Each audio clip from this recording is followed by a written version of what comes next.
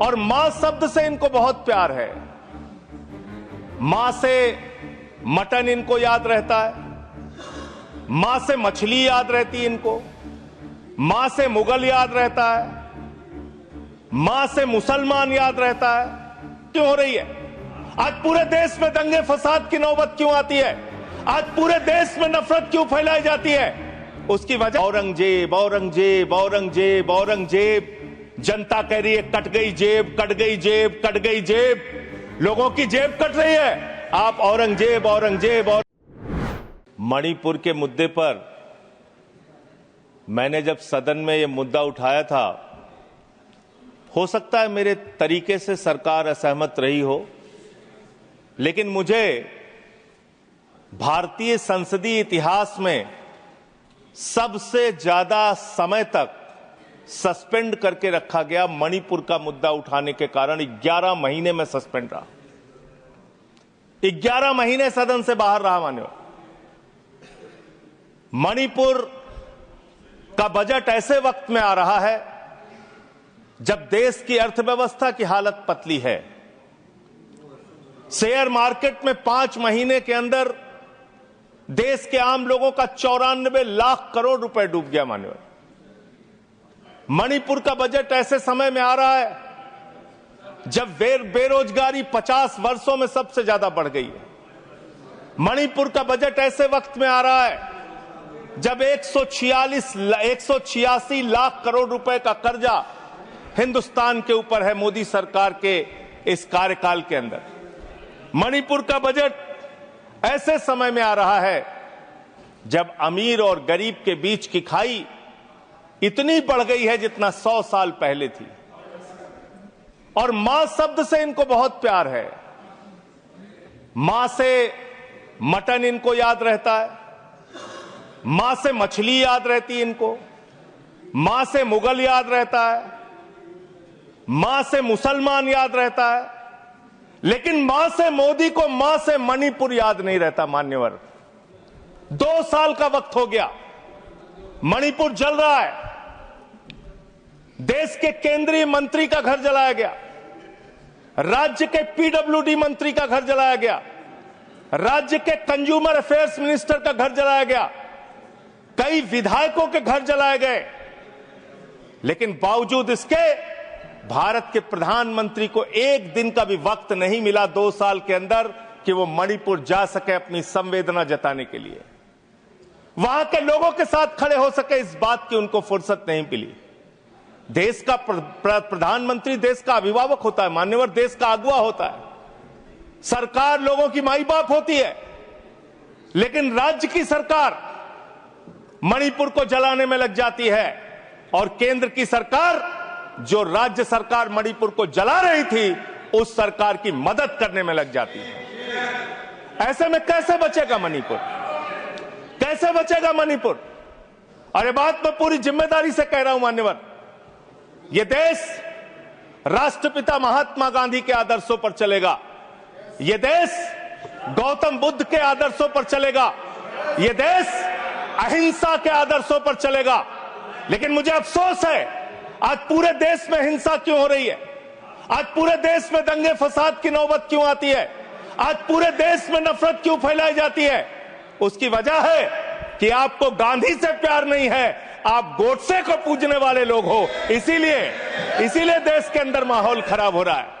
और ये बात मैं इसलिए कह रहा हूं कि दुनिया के 80 मुल्कों में साबरमती के संत राष्ट्रपिता महात्मा गांधी की मूर्तियां लगी हुई है। मान्यवर, दुनिया के 80 देशों में, लेकिन इसी संसद के प्रांगण में राष्ट्रपिता महात्मा गांधी की जो मूर्ति मुख्य स्थान पर लगी थी, उसको आपने कोने में कर दिया, क्योंकि आपको तो गोडसे की पूजा करनी है, आपको तो हिंसा फैलाना है देश में, आपको नफरत फैलाने का काम करना है। और जो ऑडियो की चर्चा टीएमसी की सांसद कर रही थी, शायद वो अपनी बात पूरी नहीं कर पाई।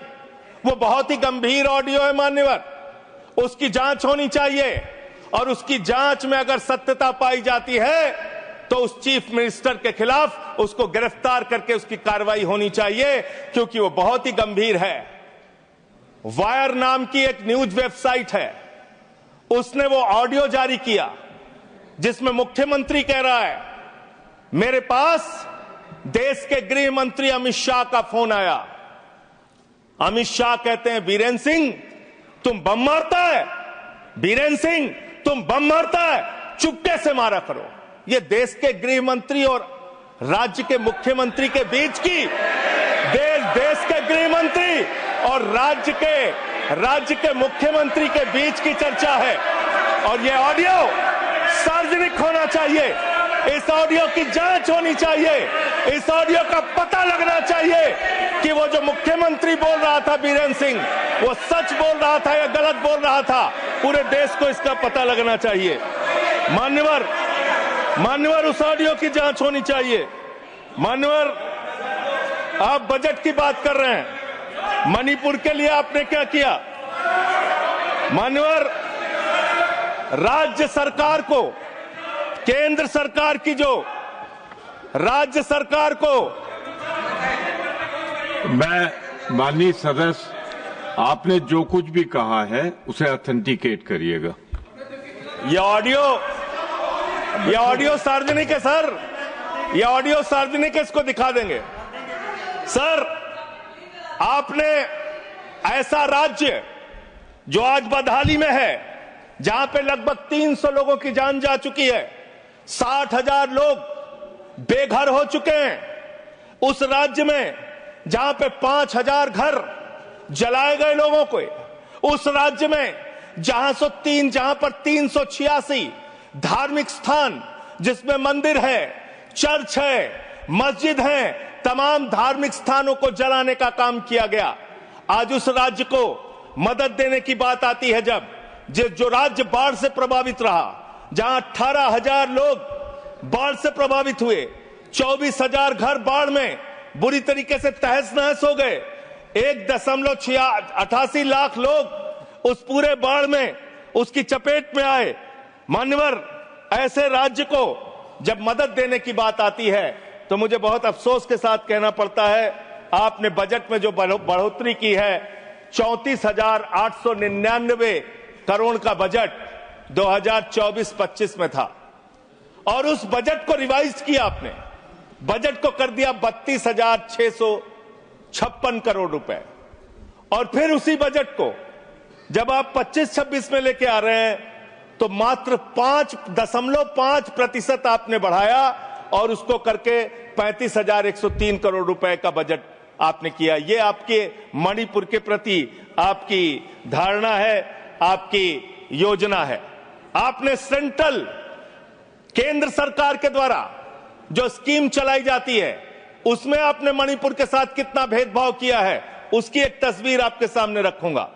प्रधानमंत्री आवास योजना में 72% पैसा आपने कटौती किया, आयुष्मान भारत योजना में 78% पैसा आपने कटौती किया, ओबीसी स्कॉलरशिप में 58% पैसा आपने कटौती किया, राष्ट्रीय ग्राम स्वराज अभियान में 42% पैसा आपने कटौती किया, प्रधानमंत्री गरीब कल्याण अन्न योजना में 60% पैसा आपने कटौती किया, राष्ट्रीय कृषि विकास योजना में 20% पैसा आपने कटौती किया, बेटी बचाओ बेटी पढ़ाओ अभियान में उस राज्य के अंदर जहां पे महिलाओं के साथ रेप की घटनाएं हुई, बलात्कार की घटनाएं हुई, उस राज्य के अंदर जहां एक कारगिल योद्धा की पत्नी को निवस्त करके घुमाया गया, उस राज्य में बेटी बचाओ बेटी पढ़ाओ के नाम पे आपने 49% बजट में कटौती करने का काम किया। वहां पर आंगनबाड़ी सेंटर्स में 93% बजट में कटौती करने का काम किया। आपने शेल्टर जो वहां पे बनाने थे लोगों के लिए, उसमें 73% बजट में कटौती किया।